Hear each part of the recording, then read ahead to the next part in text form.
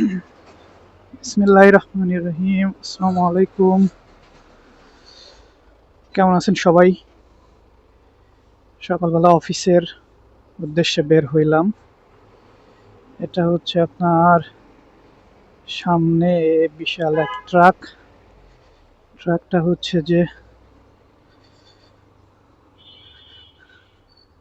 OMS এর চাল টাল নিয়ে আসে এইখানে একজন দেখি বিক্রি করে মাঝে মাঝে।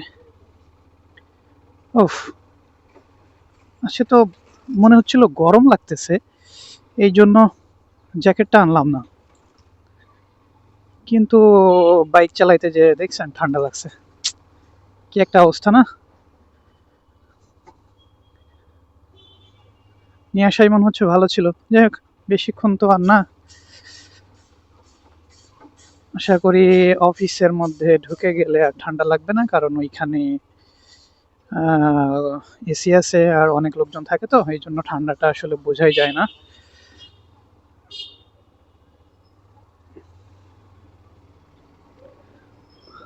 আজকে ভাবছিলাম পুলিশ প্লাজা হয়ে যাব, কিন্তু দেরি হয়ে গেছে। ওই দিক দিয়ে গেলে আবার যদি একটু লেট হয়, দেখি এইদিকেও তো আবার জ্যাম পড়ে। আসলে সব দিকেই সমস্যা, এই টাইমটাতে সব জায়গায় জ্যাম পড়ে।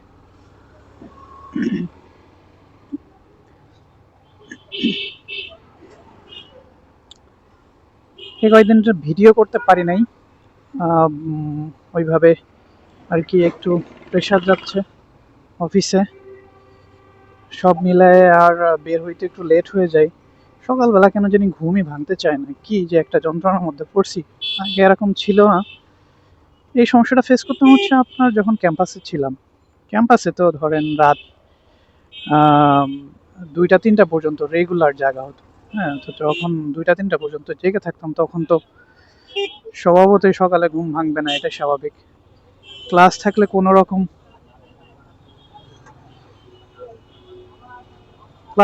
কোনো রকম সকালবেলা উঠে তড়িঘড়ি করে চলে যাইতাম, কোনো নাস্তা নাই কিছু নাই। তারপরে ক্লাস ক্লাস করে যাই হোক, এরপরে বাকি সব কাজ। সকালে যদি ক্লাস থাকতো, তাহলে ধরেন সকালে ক্লাস করে এসে রিল্যাক্সে সারাদিন কাটাইতাম। হলের লাইফটা অন্যরকম ছিল, একটু অন্যরকম মজা। এখন তো অনেক দায়িত্ব, এখন সারাদিন অফিস টফিস করতে হয়, ওটা করতে হয়।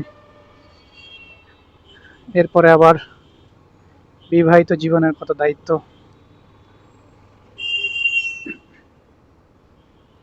সামনে কি জ্যাম আছে, ডান দিক দিয়ে ঢোকা উচিত হবে কি না বুঝতেছি না।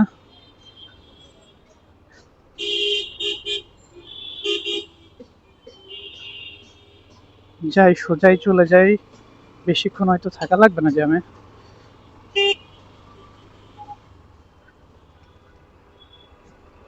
সব সময় আসলেই রং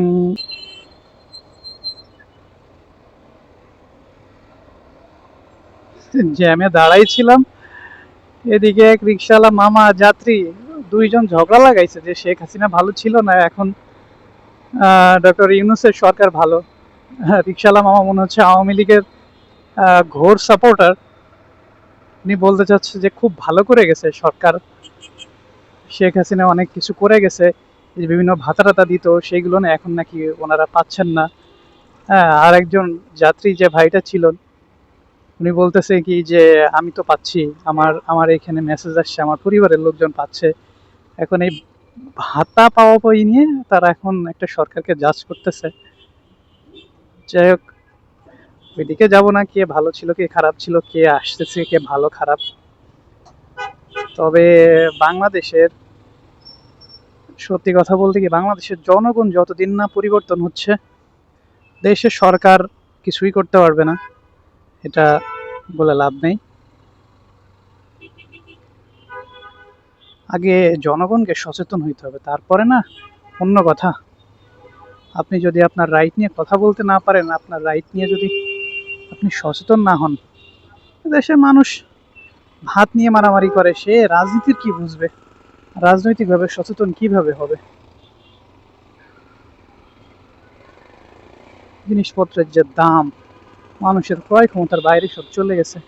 এখন এটার দোষ যদি ইউনিট সরকারকে দেওয়া হয় তাহলে তো আর কিছু হইল না, এগুলো তো আগে থেকেই চলে আসছে, কজ আর ইফেক্টের মতো। কজ এখন যেটা দেখতে পারতেছেন সেটা হচ্ছে ইফেক্ট, আর কজ ছিল হচ্ছে আপনার গত 15 বছর, 15-16 বছর। ঠিক আছে।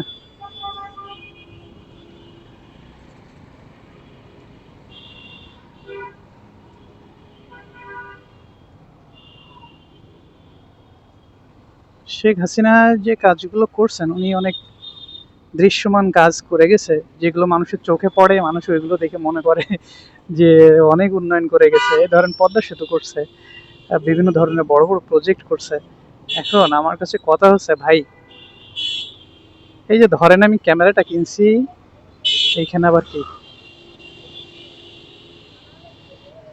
এই ধরেন বিশাল বড় লাইন, এটা কিসের লাইন?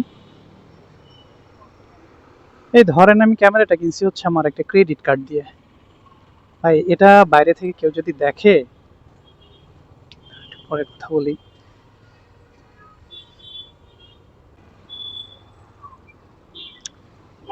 এই ধরেন আমি ক্যামেরাটা কিনছি হচ্ছে ক্রেডিট কার্ড দিয়ে, তার মানে লোন করে কিনছি আমি।